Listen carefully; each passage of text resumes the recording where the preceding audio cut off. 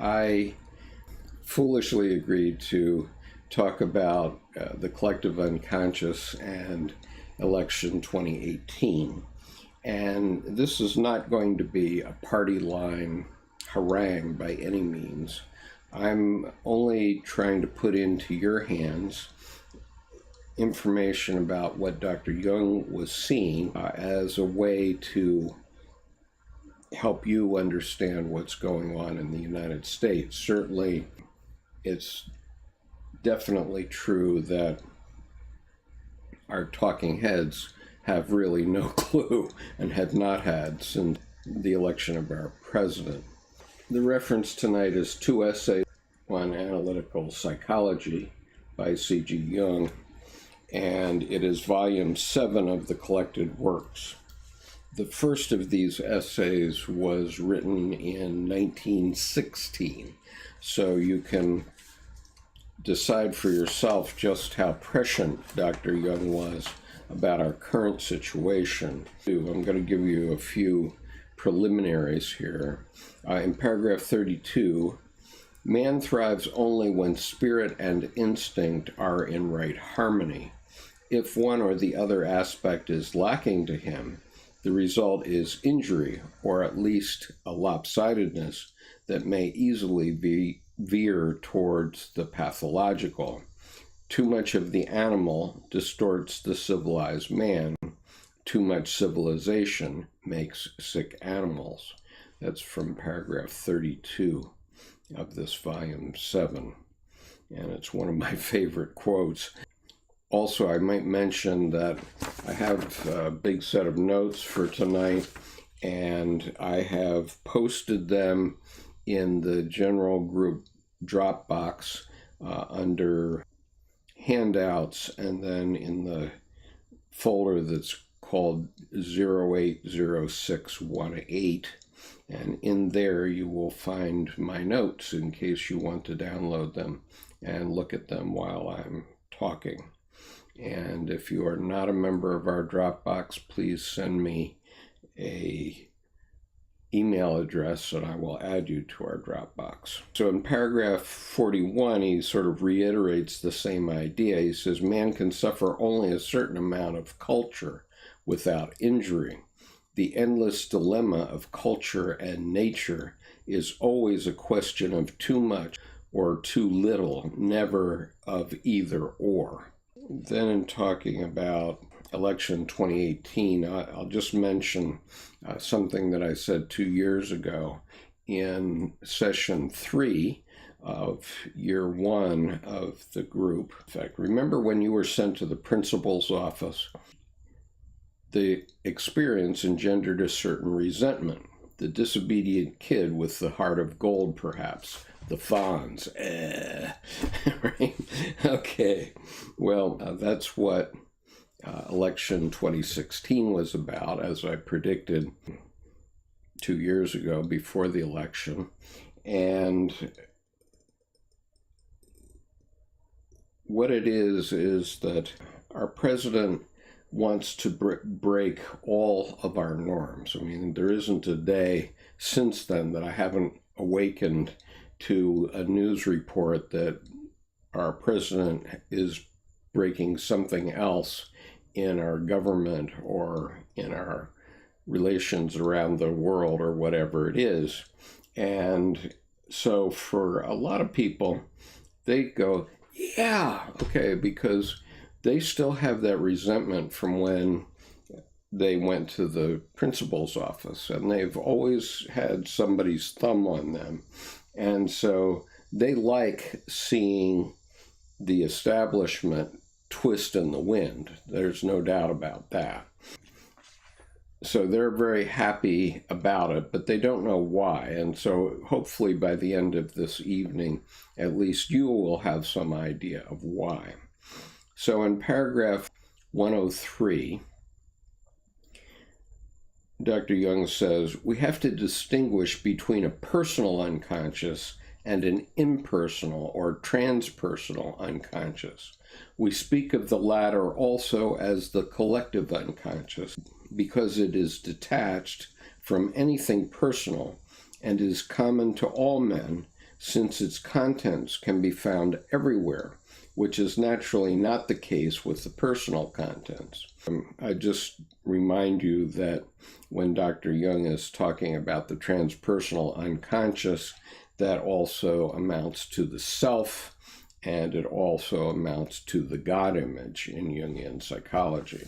By the way, he wasn't talking about that 102 years ago when he was writing this particular essay, because that came in his later work, maybe 40 years later, 35 years later or so. And he hadn't even started on alchemy. So just to describe the personal unconscious, contains lost memories, painful ideas that are repressed, i.e. forgotten on purpose, subliminal perceptions, by which are meant sense perceptions that were not strong enough to reach consciousness, and finally, contents that are not yet ripe for consciousness. For your information, in my view, there's another layer. The collective unconscious on top, societal unconscious, and personal unconscious. So I'm introducing the idea that there's a societal unconscious, and that is reflected in many different ways.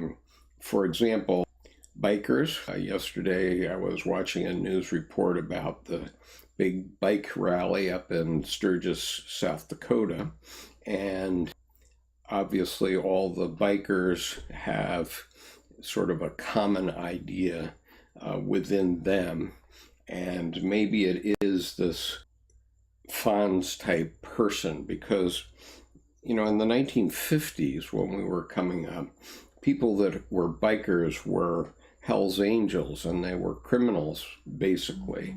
And it couldn't be farther from anybody's mind that their children should be involved with motorcycles and dressing like Hell's Angels. And yet, in order to rebel, a lot of young people did later decide to buy the leathers and to get themselves a big motorcycle and so on. Fortunately, Harley Davidson provided motorcycles that were big enough and comfortable enough to carry around the average overweight American. So anyway, the people that travel in that circle, in that social group, have a certain common unconscious idea.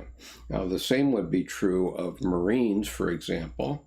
I was a Marine, and all Marines know some things that we can't possibly describe to anybody else. And so that's incredibly valuable when you're in battle. And when you're with other Marines at the bar, it's invaluable in social life sometimes as well. And another example would be Annapolitans, which is, I live in Annapolis, Maryland, and so everybody that's an Annapolitan has a certain unconscious feeling, let's say, about Annapolis, and we all know some things about this place, and so on. And those are all unconscious too. But above that is this collective unconscious, which applies to all men.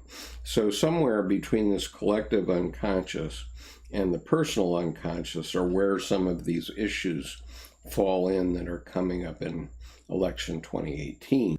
So let me give you a few examples of the transpersonal unconscious in your life. So I've already given you the bikers at Sturgis, South Dakota, but let's think about what they're reliant on from a transpersonal unconscious level. First of all, they all drove to Sturgis because Sturgis only has 7,000 residents, and about 500,000 bikers come in during the 10-day period of the rally. And so they all came in on roads from all across the United States. Now, those roads were maintained by the various states that they passed through or by the federal government, and they were entirely reliant on perhaps several states to have their roads in good order so that they could pass through.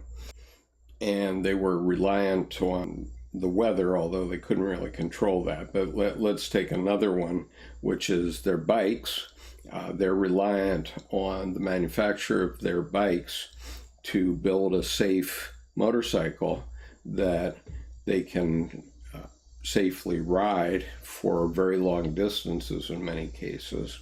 And they're reliant on all the equipment manufacturers of their leathers and their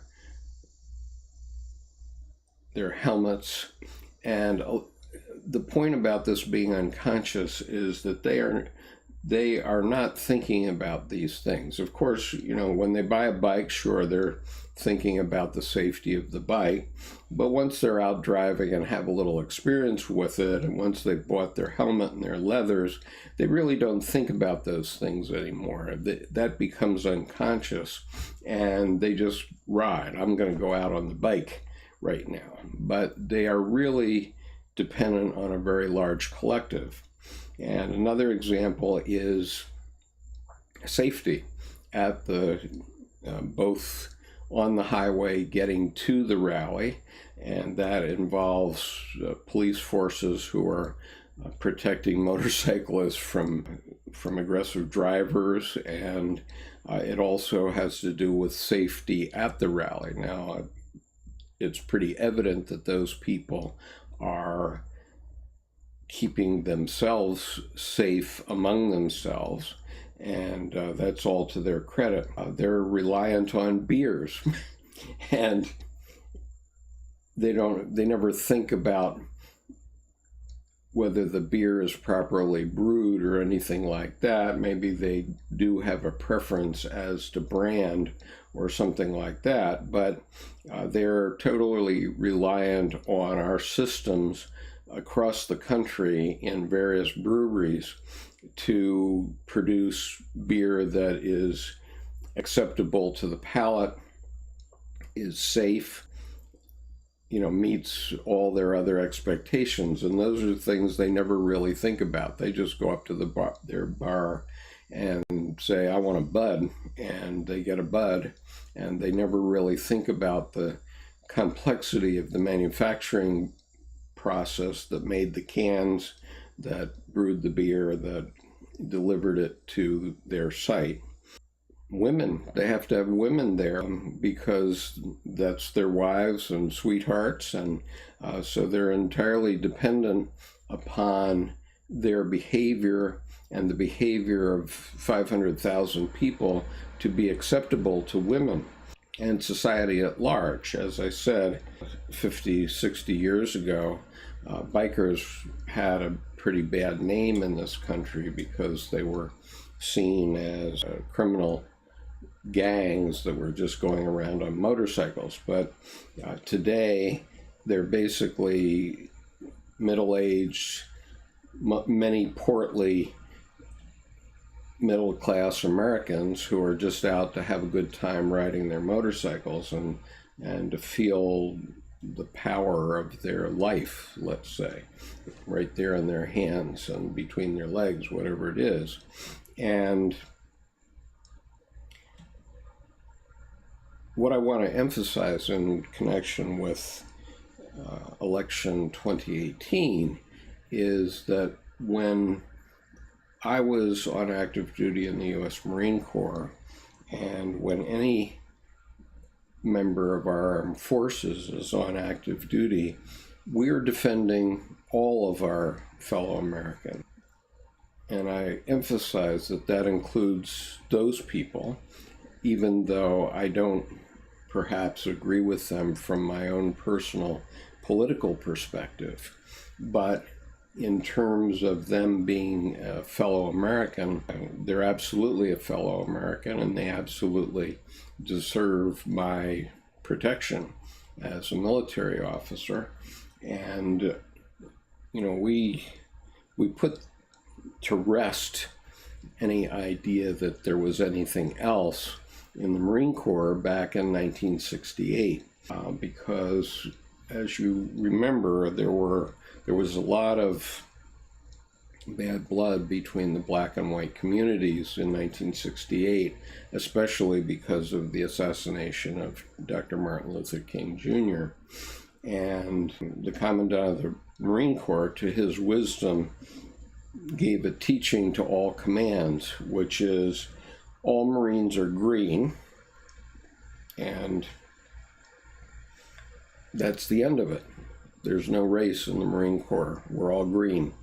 And, although that wasn't carried out perfectly, it was pretty well carried out, and Marines can rely on one another in the field. Some of the best Marines I know are black men, for example, but, they're also green men. And they're people who suffer actually deplorable conditions in our country before the Vietnam time, and yet they were completely patriotic Marines and very reliable in combat and so on. And so what I'm trying to emphasize is that there's this whole ball of things that emanates out from all of us that is unconscious. And let's take parents, for example. If you go around your community, you pretty much understand how your fellow parents are going to behave toward their children.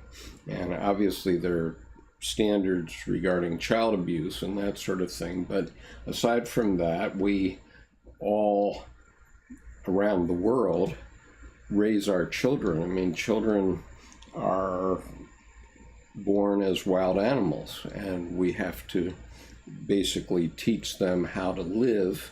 And when they're born, obviously they're not civilized, and we have to teach them how to be civil in our world. One other thing I wanted to mention is that the people who are in Sturgis are not deplorable. And obviously that was a very poor choice of words by Hillary Clinton during the 2016 election, because it reinforces this idea of divide and conquer. And if average Americans are divided into many atomized little groups, then we're never going to get what we need from our government. And what's truly shocking to me is that since this new administration was elected, after every single one of them ran on a platform of balancing the budget and making things better, as soon as they had the power, they voted themselves a $1.5 trillion tax cut. And, I don't know about you, but we didn't see that in my household. And I think my wife believes that she might have gotten a few extra dollars after taxes, but on the other hand, she had to pay more for something else. So the net was that it actually cost the average American money. As soon as the GOP got power, they did the opposite of what they ran on. So, okay, another example is shaving. I was shaving at the gym the other day, and I was thinking about how dependent I am when I'm shaving at the gym locker room on many things. Like I'm first of all reliant on my security in the locker room when I'm not fully clothed. I'm reliant upon the safety of the safety razor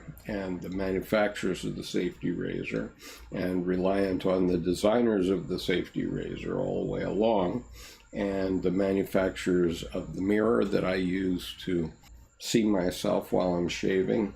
I'm reliant on our security forces, be they police or military, all the way up in our various governments. And so all those things are unconscious, and that's a collective unconscious. It's more in this area that I talked about of societal unconscious, where we pretty much know what to expect in our society. So if you go to the grocery store tomorrow morning, there aren't going to be any surprises. And another example is traffic laws. We pretty much know what to expect out on the highway. People don't rigidly follow the law to the letter. They might go a little bit faster than the speed limit, or they might roll through a stop sign. But when they do that, they're making a godlike decision. And meanwhile, the fact that we have an understanding among us, all 310 million of us, that the traffic laws will be executed in a certain manner, and that may include the police allowing us to go several miles an hour over the speed limit without picking us up.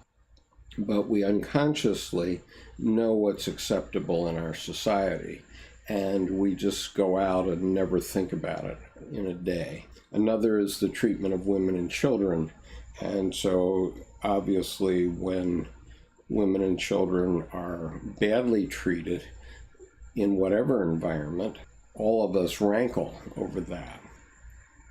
Another area where we rely on the collective unconscious is our federal government, where we have many services. I get both military retirement and Social Security from the federal government, and I'm reliant on that. The funds come into my accounts every month reliably, but there's lots of people out there in the federal government that are making that run smoothly. And one of the issues that we have is our international negotiations, where our counterparties, the people with whom we're negotiating with, also have to have an unconscious reliance on us. Obviously, if you're negotiating with someone, you have to believe that they're true to their word and that they're going to do what they say they're going to do. Then we take, in the same sense, the military. We have our ranks, our insignia of rank, and our ribbons. We wear our resume on our uniform.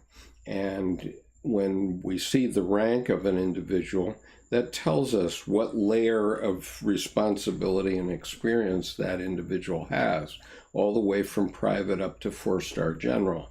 And so when someone's a 4-star general, they've been through a lot, they've experienced a lot, we know we can rely on them. They didn't get promoted there just by accident. And by the same token, we can read the ribbons that someone wears on their uniform, and that tells other military people what they've been doing. And so all those things. And I just wanted to mention one other here before I go on, and that's the church. We rely on our pastor, and we rely on the building being there, that there are volunteers available, and that we rely on the liturgy that goes back 2,000 years, regardless of which liturgy we follow. And so all of those things happen unconsciously within our society.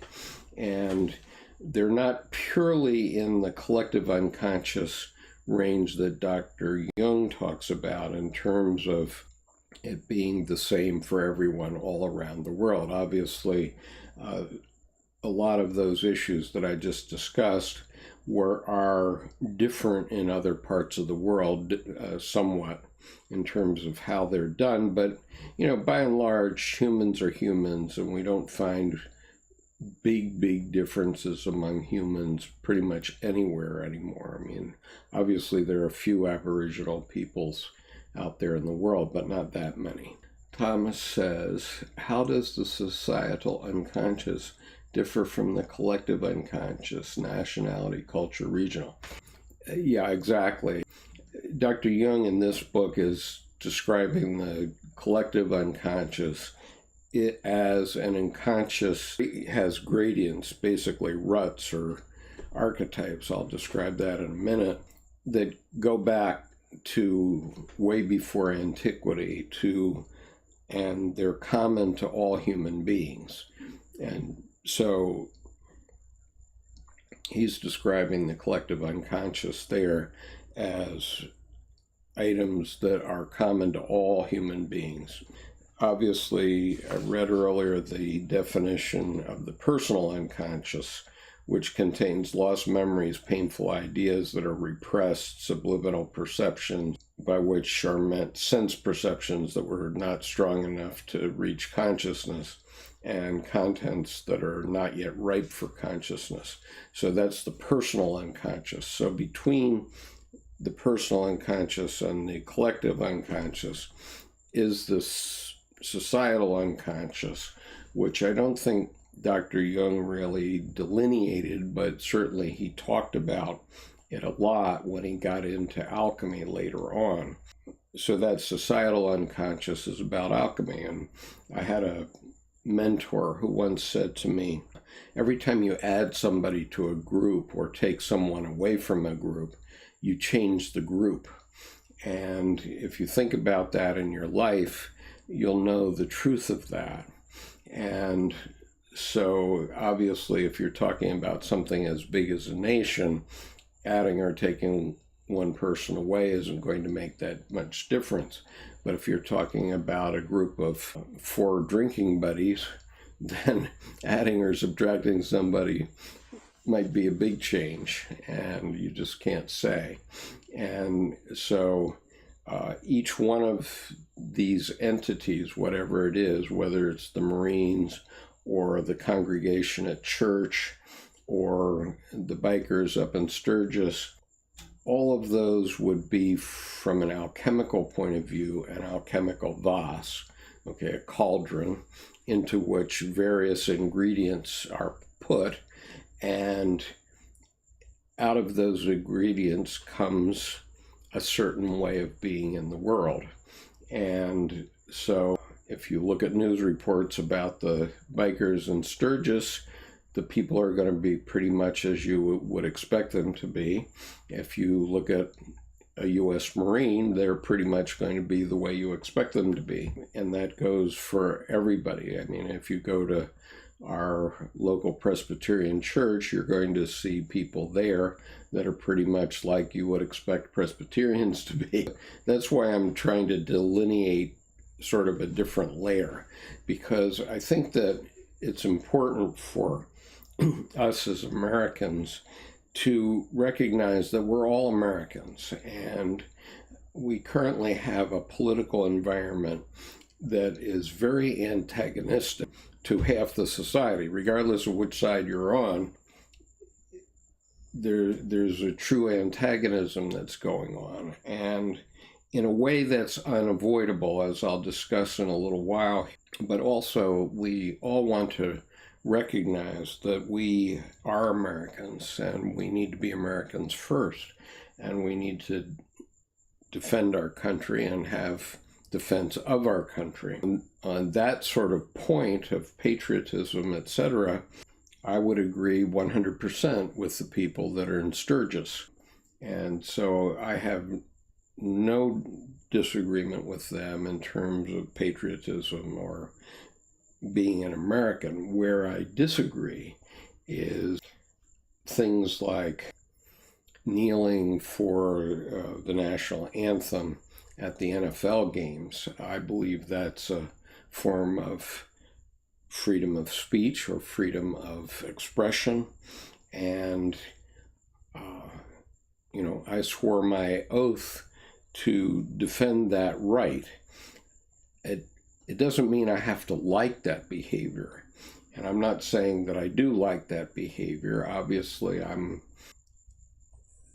a person who, every time I hear colors, which is a bugle call,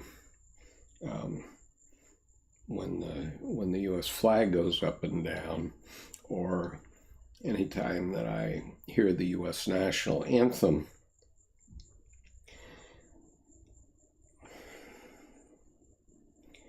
I say to myself the names of the 5 men that I know who've given up their lives to defend our country.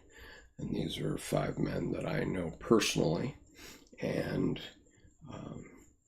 in a couple of cases that were very close to me.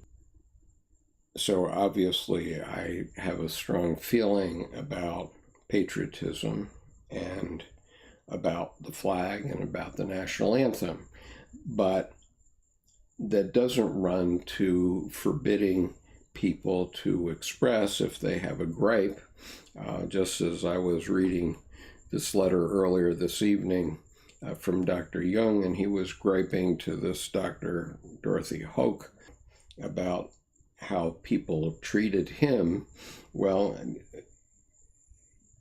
you know, people have a right to gripe, and if we don't let them, then that psychic energy that is dammed up in there, and we'll talk about that a little bit more as we go on, it might get repressed, but it's going to come out in some other way, and it may not be a way that is acceptable to you. It's not going to go away. There's conservation of energy, and we're talking about psychic energy here. So if someone is going to put their psychic energy into kneeling for the national anthem at a football game, and then they're prohibited from doing that, then the next time you're going to hear that they're revolting in another way, and it may not be so easy.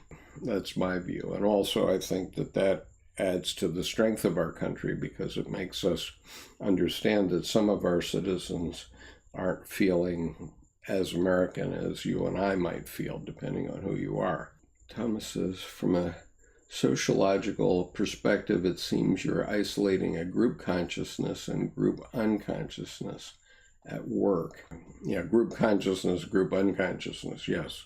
In the sense of, if I'm conscious of being a Marine, I'm conscious of that, I'm wearing the uniform, I'm being a Marine in that way, but I also unconsciously feel some things with my brother Marines that I couldn't possibly explain, not because I don't want to, but because one learns them unconsciously and they remain unconscious, but nonetheless, my solidarity with my fellow Marines is 100%. I think most Marines feel that. But that would be true of Navy people or Army people or Air Force people or Coast Guard people also, but in their different way. They're not going to be the same. And so, yes, it is irrational.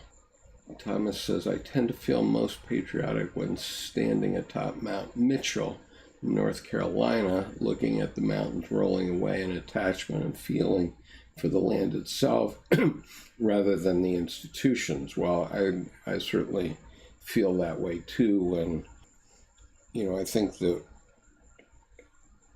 a lot of us have sung patriotic songs through our school days where we imagine the beauty of our country from a physical point of view. And in fact, the National Symphony Orchestra has had a campaign going for years to change the national anthem from the Star-Spangled Banner to America the Beautiful. And I support that idea because I don't regard war as the best way to get things done in the world. And it's becoming less and less appropriate as we go on. And so we need to wake up and learn other ways of being in the world as a species, or we're simply not going to be here anymore. So beautiful for spacious skies, for amber waves of grain. I drove across the United States with my parents 4 times before I was 6 years old. So I certainly have seen the country from a very early age. And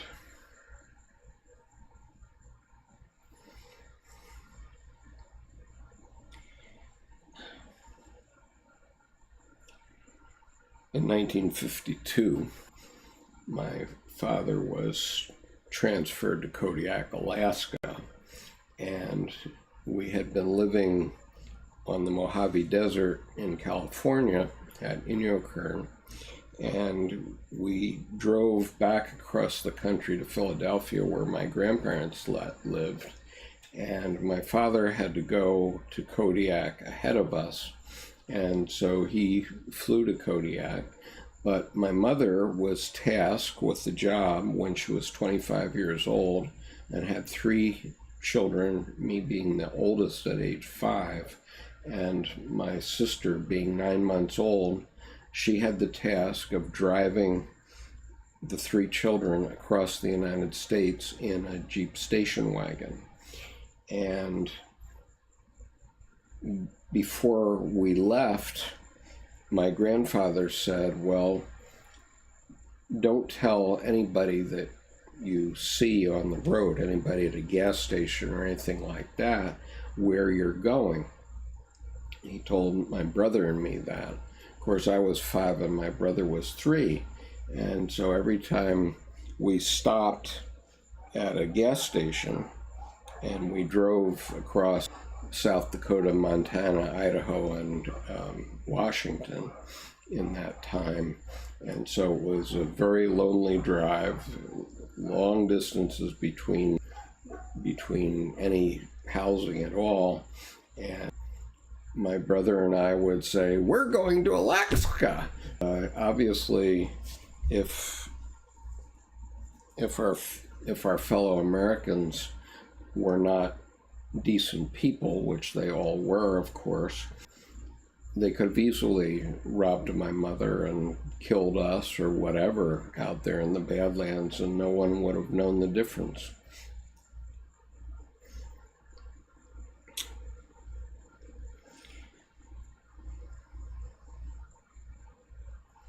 So I know the good heart.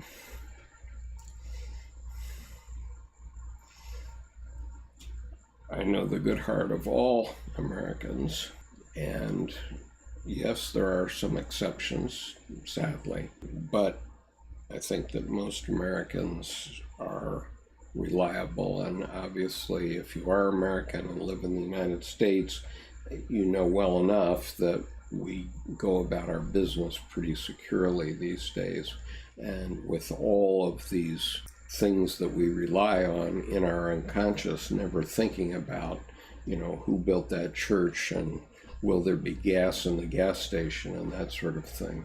In a lot of other countries, they do worry about that sort of thing. Andy says, nationalism is a hierarchical, emergent effect from the way our societies are constructed. Okay, I mean, that's what they are. Pattern recognition and tribalism aren't easily disposed of. Well, we don't have to emphasize them either, because if we keep emphasizing them, then we are just going to end up all being slaves to the bankers, because they've found a way to suck pretty much all of the juice out of the country. And, I worry about my children and grandchildren, whether, their investment in Social Security and Medicare will be there when they reach retirement age. I think I'm probably okay because I'll get grandfathered in, but I'm not sure that my children and grandchildren will be. And these are not, what do they call them? They're not entitlements. They're contracts with our government. And every single one of us has, if we've ever had a paycheck, has been paying into these systems our whole lives. And we have done our part. And so I think it's pretty arrogant for politicians to think that they can shave that away from us. I'm pretty angry about that idea, because these are contracts between me and my government, and if I'm going to be expected to put my life on the line to defend that government, then I expect the government to defend my rights too. Thomas says, in my days of hitchhiking long past, I was amazed at just how basically decent were the folks who picked me up, often going out of their way to help a stranger. Absolutely, I did a lot of hitchhiking, especially in college. I never had a problem, and everyone was very happy to see me. My worry at the present moment is, how does America avoid becoming a latter-day Nazi Germany? Well, we do that by having discussions like this among ourselves and pointing out that we have an administration that's trying to get that kind of takeover of our government accomplished, and it's a worrisome thing. I have every confidence that it will ultimately lose, but the problem is that it took 23 years to squeeze Nazism out of Germany, and it didn't happen until all the crockery was broken. And so we all have to be vigilant for that, and we all have to try to be conscious about what we're agreeing to and what we aren't agreeing to. It's truly frightening to see how the GOP has just gone over en masse to this kind of behavior. That's really troublesome. Thomas says, how much are we at the mercy of the collective of or societal unconscious of our given space and time? I wonder, is it escapable this side of life in a cave? Let's put it this way. The world is built like an onion, and so there are many layers, one on top of another, and I was extremely worried after election 2016 personally, and I still am, but so far we haven't been taken to another war, a new war per se, at least none that we know about, not leaving aside ones we might not know about. And I thought that was a distinct possibility. I still think it's a possibility. I think we're playing a lot of brinksmanship right now, which I don't think is terribly wise personally. How do our allies rely on us? How do our opponents rely on what we will do if we keep changing the rules of the game all the time? That's not a very good way to run a country, I don't think. In fairness, I do think that our national systems have been robust enough to cope with the current situation up till now. And so I think that we can look forward to that continuing. Now, that isn't to say that we're out of the woods, and I'm not saying that we're out of the woods, because it took Hitler 10 years to go from 7 guys in a room talking to one another to being the Chancellor of Germany, elected by the biggest margin in history before Angela Merkel. And that happened in, I guess, 1933 or 1934. And so that run-up took 10 years, and then he had 6 years where he was sort of on top and he was getting everything he wanted, and then finally he started a war that ultimately destroyed not only him but his entire country. That's not beyond the realm of possibility. Psychic epidemic is a reality, and it can happen. Even election 2016 was a kind of psychic epidemic. And so we have to be vigilant, and we have to be serious about what we expect our country to be, and mature about it. I asked the question then, which I've often mentioned, and you may have heard me say it before, but what one factor makes the USA stronger than other countries? And I asked that question around the world for 15 years as I traveled. And I traveled, for example, to India 44 times between 1994 and 2013. And I went to Saudi Arabia 23 times between 2002 and 2013 or so. And many other countries. I mean, I traveled very widely. I've traveled in 12 Muslim countries. And so I asked a very wide variety of people what one factor above all others makes the United States a unique country. And it's a stump the stars question. Nobody could really answer it. And whether they had a PhD or were a guy at a gas station, nobody knows why. And so I had to reflect on it quite a lot, and I did reflect on it quite a lot for 15 years. And what I came to is, first of all, our diversity, namely that we have Americans from every culture in the world, from every racial, ethnic group, from every religion, from every country of origin. And when those people come here, they become Americans. And I'm talking about this unconscious American category, and it happens pretty quickly. Even somebody like Khizr Khan, who himself came as an adult and had his son in the United States, who ultimately was the man that was killed as a captain in the army. Even he is very strong about what his Americanism is. Here in Annapolis, we have some colonial homes that belong to signers of the Declaration of Independence, and every year at Paca House it's called, which is a stone's throw from the U.S. Naval Academy and a stone's throw from the State House of the state of Maryland. But every year on the 4th of July, they have a new American swearing-in ceremony. And I had the privilege to go to it one year. And, it's just remarkable to see the different people. I think that particular day there were people from 23 national origins. And, we were talking with them about the principles of being an American.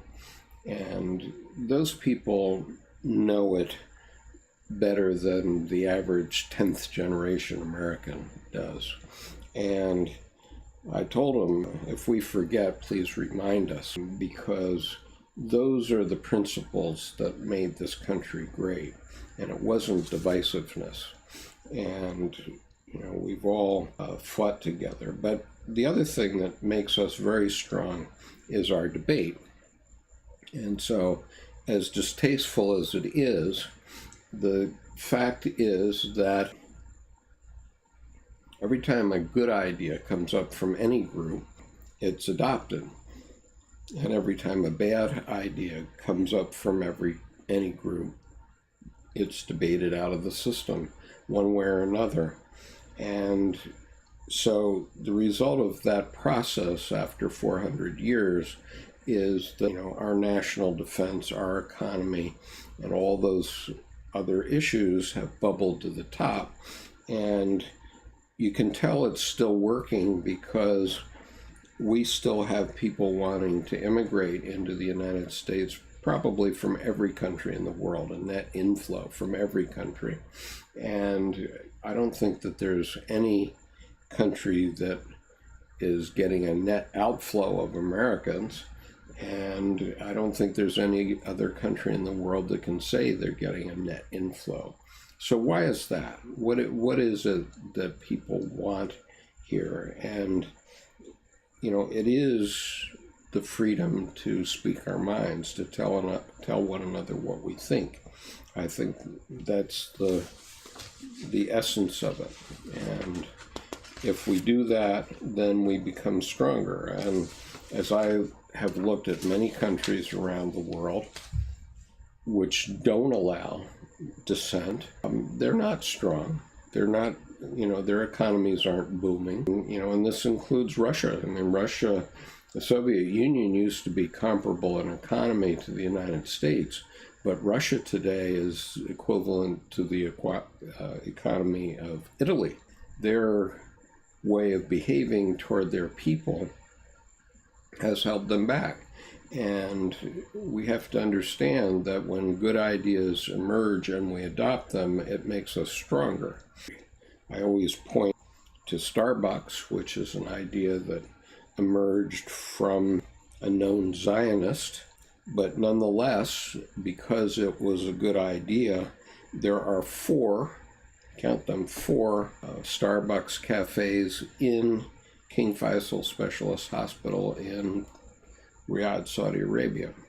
And there, if you look around the skyline of Riyadh, you see McDonald's, Burger King, Pizza Hut, you name it. And the man who brought me to Saudi Arabia the first time, on the first day that we were together, took me out to an overlook over Riyadh. And he said, you know, Skip, in 20 years, Saudi is going to be like the States. And, you know, I was looking out and I said, wow, I mean, it looks like Southern California to me now.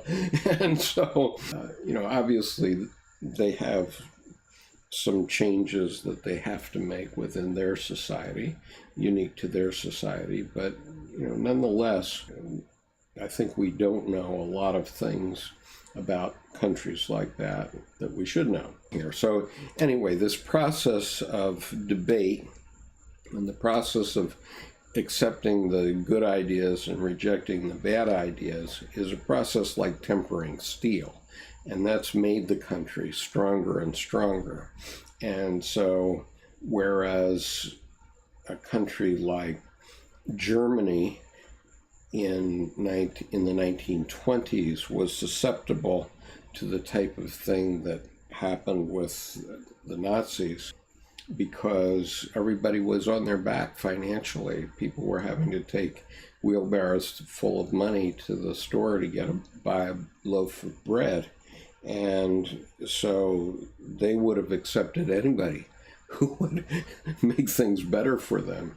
But I think in the US, we have some different features today, and I think that our country is very deep. I think that the president did not anticipate how deep and how much like an onion the federal government is built. I mean, it's, you know, putting somebody who's not a politician into the top job, that would be like taking somebody who's a second lieutenant and making them a division commander.